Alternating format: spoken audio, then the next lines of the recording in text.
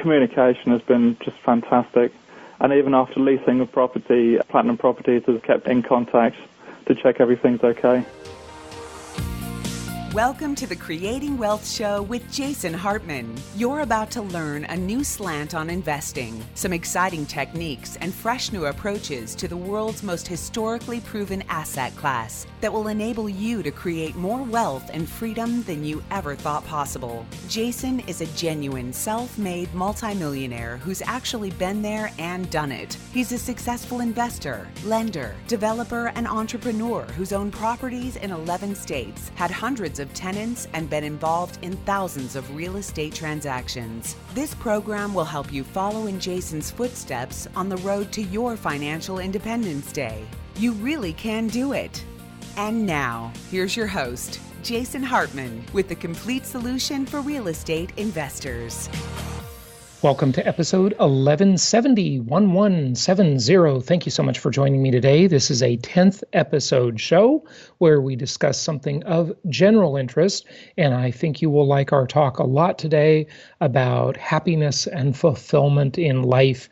So we will get to that in a few minutes. Adam is here with me, and we want to talk about bubbles before we start. Adam, are we in a bubble in the stock market? Now, we're talking about the stock market mostly because we have some parallels to draw for you. Are we in a bubble? What do you think? Are we in a bubble? I think we're getting close to it. I don't know if I can say we're exactly in a bubble yet, but I think there's definitely some areas of our society that are reaching bubble status potentially. Well, I would agree that we are very close to bubble status in many things. That's what the doom and gloomers are always saying. But there's this interesting Investopedia article that I posted in our content group, 7 ways that 2019 mirrors the dot-com bubble. Now, Adam, you were pretty young during the dot-com bubble. I was not as young, and I remember it well. Folks, I want you to go back to 1999, 2000, 2001, and try to remember how the world was. You know, there's the old saying, those who do not learn from history are doomed to repeat it. It's pretty interesting because there were so many shows. There was such a gold rush, such a mania mindset where all of these incredibly silly ideas were getting massive amounts of funding from venture capitalists, from angel investors, and an angel investor is just a private investor, basically. The ideas were just stupid, some of them. Some of them very, very heavily funded, small and large. And you could attract money if you just put .com after your name. Yeah, it was like ICOs this past year or 2 years. That is a great comparison from about 2 years ago. The ICO market, in other words, the cryptocurrency world, the initial coin offering. And you know that that's a fad I did not fall for. I many times said I would love to be wrong about it because I would love nothing more than to see a sort of a private money alternative that is not controlled by central banks and governments. But the powers that be, yeah, and it's probably never going to happen because the powers that be are just too powerful. So when we look at the ICO market, the stock market in general, now every company is a tech company. Every company is a .com company, if you will. But back in 1999 and 2000, that was sort of a thing. I remember, what was the company? I don't remember, but the first Super Bowl ad to feature a .com. It was GoDaddy, I believe. It wasn't, I don't know if it was GoDaddy, but maybe. Yeah. I do remember there was a book published then that was, I think it was Dow 30,000. Oh, well, Harry Dent, he was out with some of those predictions, and there were several Dow 30,000, 35,000 books. Still waiting on that one. Yeah, we'll see. It's only 20 years. Adam, come on, be patient. Yeah, I know, it's crazy, these predictions. But is there a parallel? So they say in the article, they talk about 7 signs of a new bubble. And the first one being that venture capital investments in tech companies are at excessive levels. And I would agree. These tech IPOs, initial public offerings, are absolutely crazy. We saw Lyft. We saw Snap, from a little over a year ago, that up, down, looks like it may be coming back. Uber is coming, and that's the most valuable private company in the world. We'll see what happens with that one. But Adam, there's some other bullet points here. Why don't you share a couple of them? First off, I was going to say about the venture capital and tech companies, you have to look, I know back in the 90s, late 90s, early 2000s, this kind of tech companies were just in their infancy. I know now they're a little bit more tech savvy, but some of the money is going into things that may actually work now, as opposed to back then where it was just, dogs.com and saying that. So it may be a little different just because they're actually creating technology. Like Uber is at least a thing. Yeah, it's a real thing. Yeah. And same with Lyft. Yeah, it might be losing money left and right, but it's at least a thing, and you can tweak a thing to make money. Some of the things back in the dot-com bubble were not really things. They were retail businesses that put a .com in. Absolutely. And what's interesting about that? The ICO world had the same exact thing a couple of years ago. We profiled the stories. I did some of that on my CryptoCast show, which, by the way, I have another podcast on this. I've interviewed many of these people, but you can sell iced tea, make it an ICO, and suddenly, there's all this money chasing you. It's just the capacity for otherwise seemingly sophisticated investors to do just dumb things is absolutely crazy. It is amazing to me how this happens, and history repeats itself over and over and over again.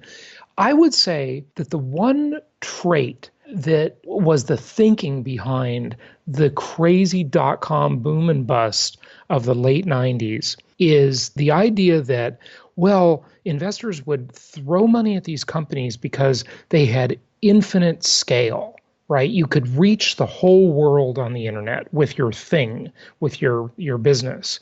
But what they didn't realize is that so could the competition. It's not like any profitable thing is going to be left alone. There's always going to be a competitor that springs up. And yes, the whole world is just a mouse click away, but it's easy for them to click their mouse to your competitor as well. So it is different this time. These businesses are much more sensible this time around, but still, it's just far too heady. The other parallel they talk about is the financial crises around the world in these emerging market countries. Now, it's not even fair to call it an emerging market anymore, but I'm heading to China next week for a couple of weeks. It'll be my first trip to mainland China, and I'll be reporting from there. Can't wait to see these ghost cities. We've talked about that a little bit. And there are some real parallels, the Federal Reserve, the way they're acting, they draw another parallel there. Well, with financial crises, you didn't even mention the biggest one, and that's what on earth is going to happen with Brexit. True enough. Now, I would be interested, Adam, you were probably against Brexit, I'm guessing. I'm not necessarily against it. I think it's hilarious at the moment just because it hasn't kicked in. It's a total soap opera. That they voted to do it, and now they're threatening to kick out all the politicians because they're actually going to do it because they changed their mind. And it's suddenly the politicians' fault they voted this way and not their own. It's incredible. If they can get out and start running their own currency and form trade alliances, it makes sense. It's just going to be painful for a little while. I mean, anytime any of those countries eventually decide to get out, it's going to be painful. I think it's got to happen. The EU is not good. Yeah. It's certainly convenient as a tourist, but that plan was unworkable from the beginning. The idea that these countries with such different... Look, when you look at something like the United States, there is a federal government that creates uniformity, and there's the Commerce Clause and all of this stuff. The states aren't that different, but the European Union, it's just absolutely nuts that you have these, I'll call them lazy countries, and then productive countries mixed in. It's just never going to work. It's a totally unworkable plan. It reminds me of the situation where when our nation was originally founded, when people were deciding like, hey, we don't want a trade alliance with every single state, and then we have to go out individually and make it with other governments. And they said, let's just do it together under a federal government, and then we can do interstate commerce with no real hiccups. And they did. We can trade amongst each other with no tariffs and all that kind of stuff, but they didn't do the overarching government, and that's created an issue where they just can fight against each other, and then when you do leave, it just creates an absolute nightmare for everybody. Yeah, no, the EU, and not to mention different languages and cultures, they're so different. Uniting the US was a much easier task than uniting the EU. Yeah, because it was just little territories and not an established country. What are you going to do? Go up to Germany and say, hey, give up more of your sovereignty? The Greeks. Yeah, right. Just support the lazy Greeks who want to retire at age 47. It's everybody wants to retire at 47. Sure, yeah. It's crazy. Okay, so the Fed paused rate hikes in 1998. They're doing the same thing now. I'm not sure that's a big deal in terms of parallels. I think that one's a bit off because right now the Fed has paused interest hikes because our economy isn't doing as well, right? Comparatively to how it was. Back then, it was skyrocketing and they paused interest rate hikes. Now they're saying, hey, we're going to raise it. Oh, wait, hang on. Our economy isn't as great as we thought, so we're going to pause. It's not like they're doing it just for the sake of doing it and to not slow down a rise. Yeah. Okay, tech stocks lead the market in 2019 as they did in 1999. Well, is that really a parallel? I mean, tech is the market. It's like, what is a tech stock anymore? For example, would you take a company like Exxon and say, well, that's an old economy company. It's an oil company. It's not a tech stock. Tech impacts everything. Every company is a tech company. I mean, it used to be, I remember when I wrote my first book, right? There was a whole rant in there about get a website. Before you do anything, create your website. Stop reading, stop doing everything. Go launch your website. But that was a big deal in 1999, okay? Now, it's like if you don't have a website, you're not in business, right? If you don't have a website now, a tech company. Nobody's going to trust you. Yeah, of course. Every company is a tech company, duh. So I don't know. It's just different. Almost daily gains in stock prices with very little retreat. And then growth stocks outperforming value stocks. Adam, that's a big one. We got to get to our guests, but just a couple of quick comments on that one.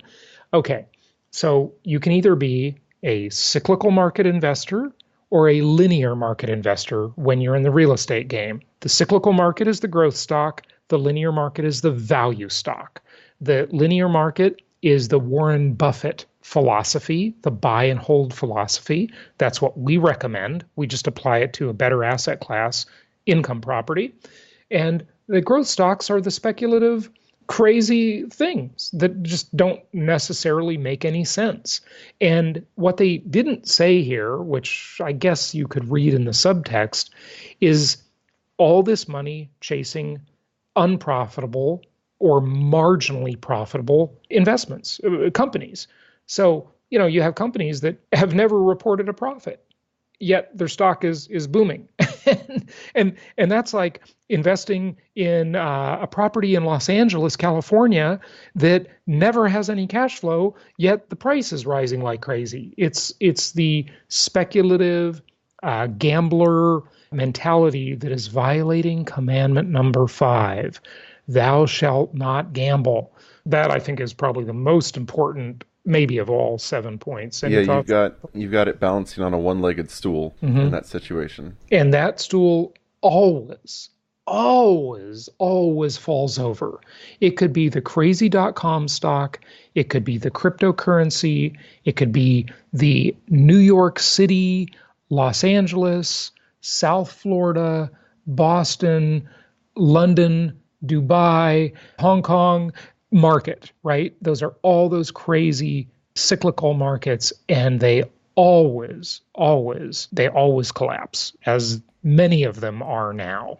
So be a long-term buy and hold investor, be a value investor. That is the message we want to leave you with today. Adam, let's get to our guests. Have a good one, everyone.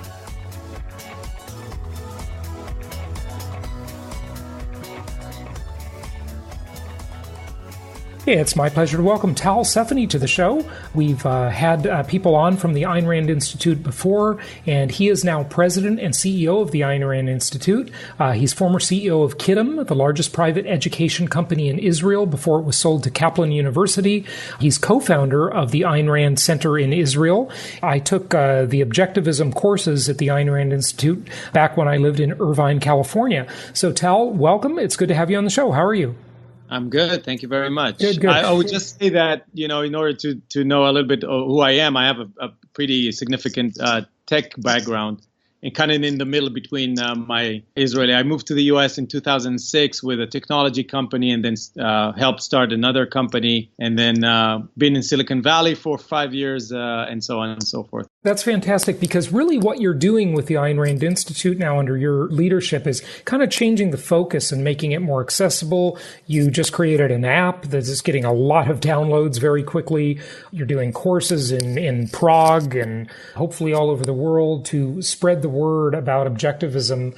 We live in a pretty strange time, These American colleges, the universities have become oppressive regimes against free speech.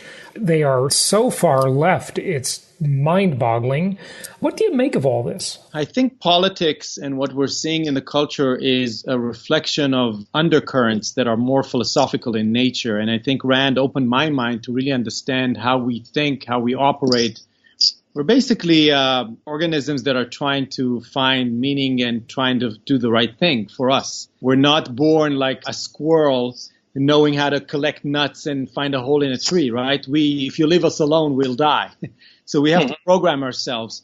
I think what we see in politics right now, what's happening in colleges, is just a reflection of, or a result of, let's call it progressive philosophies that have detached us from reality and the real nature of who we are. Yeah. And that has a lot of issues. It resulted in collectivism and communism, and now it's taking different shapes and forms. But I think the tragedy, to be more specific of what I see, talking to thousands of students all over the world, is this generational gap that we have right now of people all the way from 16, 17 to 25 having no idea what life is about and pursue their happiness. Well, we live in this world it's like this dystopian world of apathy and luxury, and it's just, we'll get into that.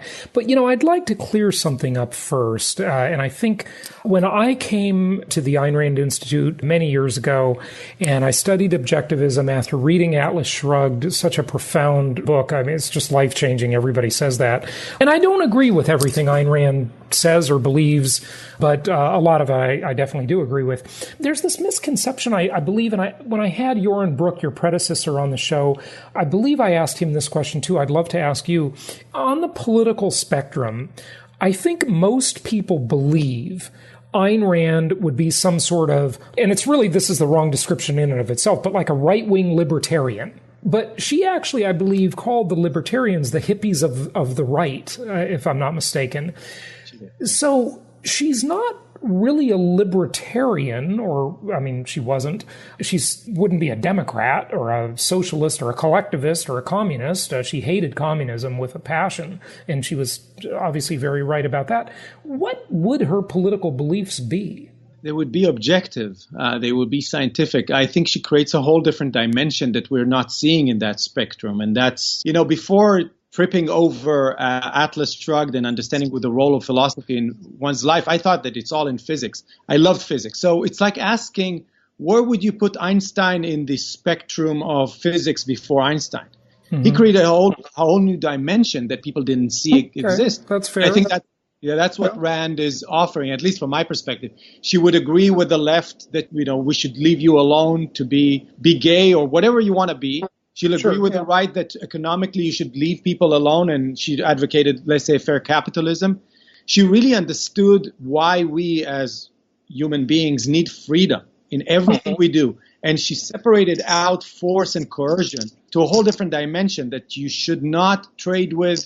You just try to remove it as far away as from human interaction. This is where she disagrees with libertarians and the anarcho-capitalists and all of that, because they don't understand the nature of why we need freedom and things like that. So you're right to say she doesn't fall anywhere. The right loves to hate her for some of her ideas, and the left loves to hate her about some of her ideas. She doesn't fit anywhere, but this is how I see it. I know it's interesting because, I have friends who are like these anarcho-capitalists. I mean, she wouldn't be in favor of that either, would she? Completely. She thought that the most dangerous are the people that are advocating for freedom from the wrong philosophical foundation, not understanding the nature of force and coercion and how it disrupts our ability to do what we do. The means of survival is our ability to think and integrate the world into our consciousness. Right. She proves, I think, she laid out a whole philosophy.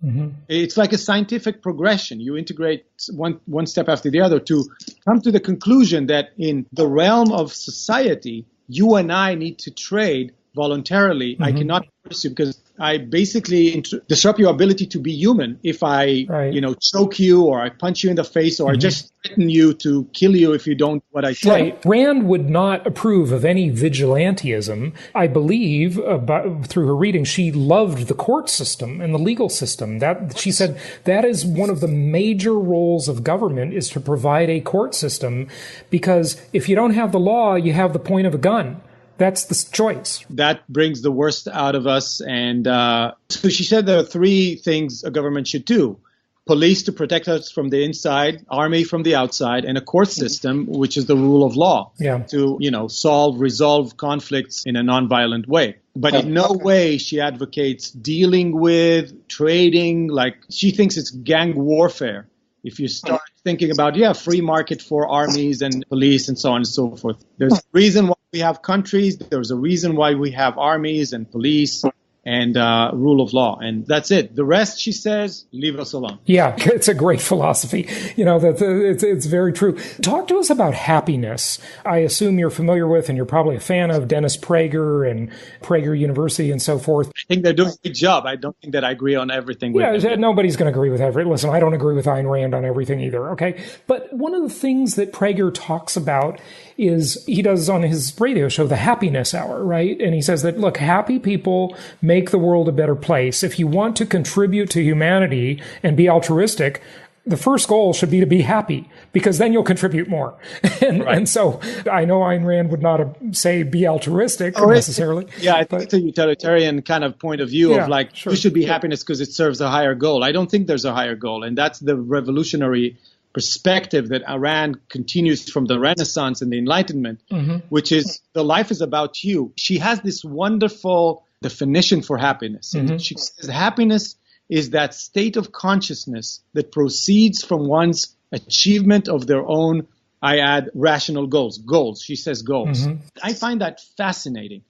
She basically says there are two things you need to do. One is to define your goals. They have to be rational. They have to be aligned with who you are, what you love, what you're good at, what people want to buy from you. And second is an effective way to achieve it. Because if you don't achieve it and you fail over and over again, you won't get to this result, which is a state of consciousness of, wow, I'm pretty effective.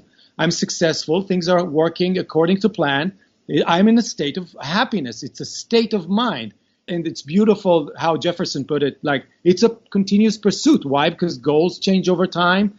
I change over time. I become more specialized in specific areas. And I think that's what it is all about. It is about figuring out first, what is your central purpose? And she has this concept, central purpose, that I haven't heard anywhere. It's like, in my world of business, everything is clear. I got a mission for the company. I have a clear plan. I know exactly what to focus on and how to measure it. When it comes to my happiness, it's pretty blurry. What am I? And what she says, the way I interpret it, is take that level of clarity that we've developed in business and apply it to your life. And that's a fascinating idea. So I can talk a little bit more about how to find this or how to discover the discovery process. But, happiness is hard work. You're right. I would like you to talk about that. But, I want to say one other thing. Try and talk during the interview. Just leave a little more time, because I want to ask you about something that very few people really talk about when it comes to Ayn Rand. And that is her views on romantic relationships and even sexuality. She's got some different angles on that. It's kind of interesting, and I haven't studied it very much, but since that becomes such a part of happiness, I think it's worth throwing that in, not just about achieving goals and, fulfillment, but, it's certainly romantic relationships and that kind of thing. It's part of the equation for sure. So yeah, tell us more. First, I have to say, I'm not a philosopher, so, I don't presume to know things. You're a practical philosopher. You're a tech guy. Yeah. They call a professional, it's like an intellectual professional, not a professional intellectual. Got it. But I would say this. I think it is all the same. It all integrates to one point, which is values. You are pursuing values. It could be spiritual values. It could be material values. For me, and a lot of people don't like to think about it this way, but love is a spiritual goal. It's a spiritual value. Figuring out who is that person that reflects and projects that sense of life. She calls it the sense of life that you are attracted to.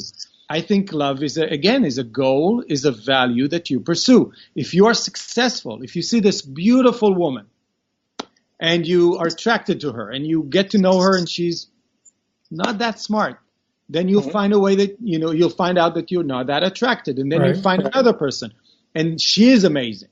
And then she becomes a value, right? And then you end up marrying her and having kids with her. She's an enormous value. And you need to continue to pursue that value. As we know, you have to maintain and sustain relationships. It's a spiritual trade. And that people don't like to equate love and relationship and sex to trade, but it is exactly the same thing. I'm just looking out to the world as a valuer. What do I love about this? And I go and pursue this. If it could be my wife and my relationship with her, it could be my business partner and how we succeed in making more money. For me, it's all the same. Look at the squirrel. I mentioned the squirrel before, right? What is he trying to do? Survive, but more, collect enough nuts and mate and create really the nicest hole they can find in a tree. They're pursuing their own values and they are programmed, if you will, by nature to go and pursue those values. The thing about humans is that we're not coming to this world programmed. This is why philosophy is so important. It's like our operating system. If you have an operating system which aligns with reality and how the nature of our consciousness and the nature of reality and the relationship between them, you'll be very successful. And that brings me to the second thing, which is one is finding your values and second, how to go achieve it. And she developed a whole system of morality, which could be reduced to principles to live your life. Have integrity, treat people with justice, be an independent thinker, be rational, be productive, give a lot of attention to your productive work, but this is a huge source of self-esteem and happiness. And that code of morality, I think, was proven in the American system to work. And people thrive and create, and they don't create for someone else. This is where I don't like... They create for themselves. Exactly. That's what it is. I think when people talk to me about, Rand and philosophy, I said, look, the first thing I care about is myself and you. And the question is, do you know how to live life? Are you happy? By the way, if you're super happy and fulfilled and everything's working, just continue to do what you're doing. But a lot of people have issues with anxiety and lack of self-esteem and issues, and they don't understand why things just don't align in their head and a lot of contradictions. That tells you have a problem. I think it's a philosophical problem. But as you can see, I'm very passionate about the application of philosophy, specifically objectivism, into one's life. Yeah, absolutely. You talked about the trade before. The Ayn Rand detractors would say, those objectivists, aren't they just so selfish and self-centered? But like you gave the example and talked about romantic relationships, is it a quid pro quo? Is it all a value for value trade? Is that really what it is? Or just elaborate on that a little bit. Yes. What else is there? Let me ask you, what else? I'm just playing devil's advocate. I agree. With my wife, let's take I trade value for value with her. She's amazing. She's beautiful and she's life-loving and she's benevolent and she's an interior designer. I love everything about it. The reason why, I was concerned about noises around because she's fixing our house now and I'm excited about it. I am getting something from her. And I am the center of the universe, meaning she is very valuable to me because of me. She's not valuable to you because you don't know her. Right. And so what is selfishness? You have one life to live. It's going to end pretty soon. And you need to make the most out of it. And you need to care about this thing. So Ayn Rand defines selfishness in a specific way, and most people see it as what she calls a package deal. Two things bundled together. Either buy those two or not. And she says that's wrong. Separate the fact that you should be self-centered, self-interested, without the lying, stealing liar who tramp over people and push them aside because they want, what she's advocating is rational self-interest. If I want to trade with you, if I want to have a society around me that I want to live in, why steal and cheat, right? That's a very bad strategy. So that's, I would say, if I'm selfless, then I would cheat and steal. Mm-hmm. So she breaks down this package deal into two things. Take the rational self-interest, but that's really controversial. It means your life is yours. It's not your mom's. It's not your sister's. And it's certainly not the government's. Again, the government is there to do the same thing, which is to help me center my life around my life and not have people interfere with my life. It's just amazing when you talk on the macro political perspective and you look at the concept of taxation, for example, and all of these special interest groups that want to take from the rich, and as long as they earned that money ethically and legally, it's theirs. I mean, this whole concept of wealth redistribution it's literally immoral. You look at someone like Bernie Sanders or AOC or any of these politicians on the left, but hey, they're on the right too. It's not, it's only a small amount of difference. And what they're advocating is literally immoral. I mean, it is unbelievable that this is entertained in the public square. I can't believe it. Well, I don't think you should be surprised, because if you I'm not really surprised, but if the morality is altruism, if the morality is good for others, if I'm being good, if I sacrifice or give away my money and not a producer who's profit-seeking and goal-oriented and so on and so forth, you should be surprised? Because, as I said, people want to do good. Mm-hmm. And when I meet a radical leftist, I'm like, wait, what are you trying to achieve? And then you say, okay, I want to challenge your goal. I don't want to challenge, the fact that you're stealing from other people. If they're smart enough, they'll see that the problem is realizing that if I am not living for myself, it's a destructive, deadly philosophy. In the end, we'll all die for each other.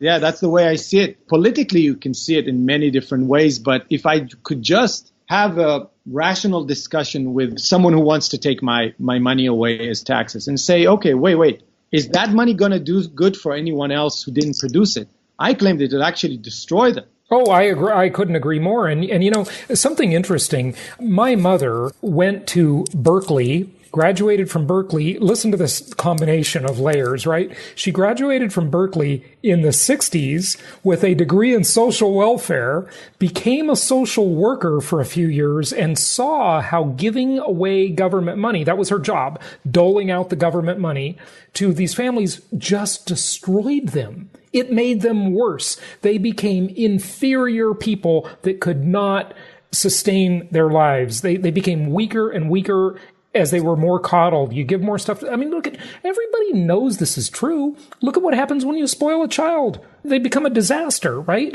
You want to make your children strong and independent. You don't want to spoil them and ruin them. Of course, the same is true on a societal level. Interestingly, after all of that, my mother would agree with everything we're talking about here. It's an amazing combo. You can't get much worse than Berkeley in the 60s, social welfare, and then social worker. I'll tell you something else interesting she shared with me. She said that, interestingly, in the 60s at Berkeley, people were walking around with copies of The Fountainhead and Atlas Shrugged. Mm-hmm. And I said, why? That doesn't seem like... And she said, it was just cool. They were reading Ayn Rand. Yeah, let me tell you even something. I can compete with your mother because I was born in Beersheba, which is a southern city in Israel. But then at the age of 9, we moved to a kibbutz. Do you know what a kibbutz is? Well, a kibbutz is the only example where communism is sort of working on the planet. Well, right? I'm a living proof that it's not working. And by the way, but it's working a little bit. Liberals will argue that the kibbutz works, okay? Because they really were focused. Like, if you treat people like ants, they will produce like ants, right? And so anyway, but I completely agree with you. I will give you even something more deeper than that. When someone, a member of the kibbutz, which is a commune, right, where I was actually not my parents' property. I was raised in a kid's house. And I got to see my parents like 4 to 8 p.m. every day. But the interesting thing is that everybody shared the property and so on. Everybody's equal. But when a mother of one of the members got sick with cancer, and he went around to ask for a little bit of money from each one, nobody gave him money. Nobody. Because we're already sacrificing our lives for you. You work in the laundry room. You work in the laundry room. I'm managing the factory, and we're making the same money. I'm already sacrificing for you. So it brings the worst out of people. There was like horrible relationships. People hated each other in the Really, kibbutz. that's interesting. That's, capitalism is human nature. It's the most natural thing in the world to trade. It's like breathing. It's just natural. I mean, from the beginning of time, people have traded. They've gone to markets. People have developed specialized skills, and that's what brought us this incredible modern world. If we didn't have people specializing, we would have none of this. But to your comment about the everybody's equal in the kibbutz, well, hey, George Orwell in Animal Farm would say some animals are more equal than others, right? That's the problem. But I think I want to take your point even a little deeper. Yes, we are producers. We shape the world in our vision. This is the power of this machine here, the conceptual faculty we own. Right. But why are we doing this? We're doing this to advance our own life. We're born egoists. We're born selfish, and people are trying to kind of detach this from our morality, and this is why it's so destructive. In a capitalist environment, if you get to keep what you have, what you make, it drives you to do more, and it brings the best in you. So this is why I think the combination of free trade and the rule of law is what the capitalist system really offers us. Right. And then just to wrap it up here, the only thing you have to have is just laws, right? And not all laws are just. And so I would call it objective laws. Right. And hopefully the people get the chance to change them when they're not just, right? Exactly. So very good. Now, you've got people out there like Elizabeth Warren and AOC saying, well, if you have over $50 million, you should have a wealth tax of 2% per year so you can have less every year. And the question is why? Why? Where's the logic here? Their logic would be, hey, we'll redistribute that wealth and give it to people who need it more, right? By their standards. The only question I have for them is why? Why take my money with a force, with a gun? Yeah, because that's what every law comes down to is a gun and a jail cell. Okay, that's what every law ends in, a gun and a jail cell. So you don't see the contradiction? Like, you want to push the gun away so we all live freely? And you have to really understand it's all basically down to morality. Elizabeth Warren believes that the good is to give others, to sacrifice. And by the way, this is why OAC is so dangerous, because she identifies the moral foundation. When she's asked, how are you going to implement the new Green Deal? She says, I don't really care. It's the right thing to do. So she would rather see people, I'm assuming. The means justifies the end. Here we are at Karl Marx, right? Look at every place on earth and every time on history, these ideas have failed repeatedly. And yet you still have these idiots that want to do this experiment again. They've done nothing more than oppress people. They're responsible for the deaths of over 150 million people in the last century. This is scary stuff, and people should view it that way. Give out your website and any closing thoughts you have. Yeah, so Jason, my closing thoughts would be, it comes back to haunt us because we don't understand the moral foundation of all of this. We won't see any other results if we don't change the morality of the left to an objective morality. Yeah, I want to let people know that the Ayn Rand Institute just launched a new mobile app. It's called the Ayn Rand University. Just look for it on Android and on iOS. And we have an amazing campus that has a lot of introductory content and advanced content to learn about Rand herself and Objectivism in AynRand.org. That's great. Excellent. Tal, thanks for joining me today, and keep getting the good word out there. Thank you very much, Jason. Appreciate it.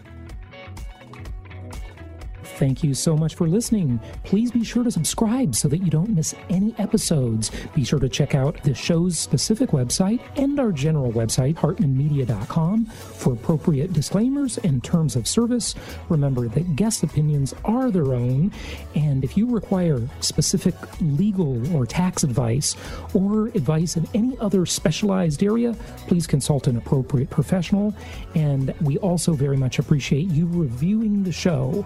Please go to iTunes or Stitcher Radio or whatever platform you're using and write a review for the show. We would very much appreciate that. And be sure to make it official and subscribe so you do not miss any episodes. We look forward to seeing you on the next episode.